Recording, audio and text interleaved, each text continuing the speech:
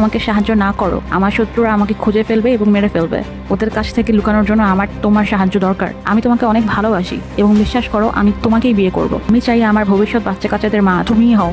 এইসব শুনে দূর থেকে এমা শেলিনকে ইশারা করতে থাকে যেন সে ওমারকে না করে দেয়, কিন্তু বোকা শেলিন আবারও ওমারের কথায় রাজি হয়ে যায়। কয়েকদিন পর এমা শেলিন যে স্টোরে কাজ করে সেখানে যায় ওর সাথে দেখা করার জন্য। শেলিনকে দেখে আমার কাছে মোটেও স্বাভাবিক লাগছিল না। এই কারণে সে প্রশ্ন করে কি হয়েছে। শেলিন তখন বলে এতগুলো দিন হয়ে গেছে কিন্তু এখনো ওমার আমার টাকা ফেরত দেয়নি। ব্যাংক আমাকে অনেকগুলো নোটিশ পাঠিয়েছে কিন্তু এখন আমার কাছে লোনের টাকা শোধ করার জন্য একটি টাকাও নেই। আমি কি করবো বুঝতে পারছি না। এমা তখন প্রশ্ন করে সত্যি করে বলো তো তুমি ওকে কত টাকা পাঠিয়েছো। শেলিন তখন বলে এই কয়দিনে 1 লাখ টাকার মতো।